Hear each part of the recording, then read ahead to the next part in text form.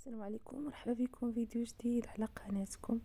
قناة سمع أشكين. فيديو ديال اليوم على الشكل الجديد لمصممة الأزياء والشهيرة بعيشة عياش اللي أثارت جدلا واسعا بين المحبين ديالها والمتابعين ديالها عبر حسابها الرسمي الانستغرام.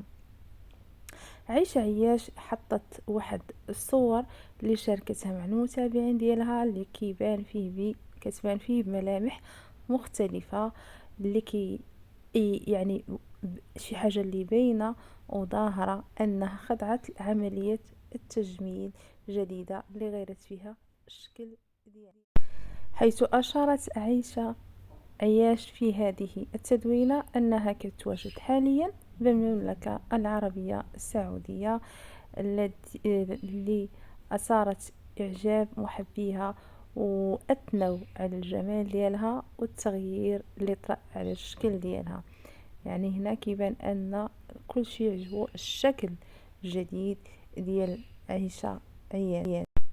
وآخر ظهور كان عيشة عياش هو في نوفمبر الماضي، فاش كانت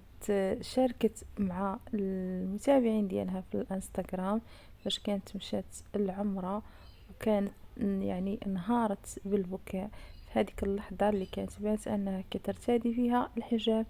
وكانت كتدعي الله سبحانه وتعالى انه يعني يسمحوا ليها الناس اللي تعذبوا معها، والديها والناس اللي تيبغيوها، وانها كتقول بان هي مسامحه لاي واحد اذاها او اي واحد اذاته في الدنيا وفي الاخره.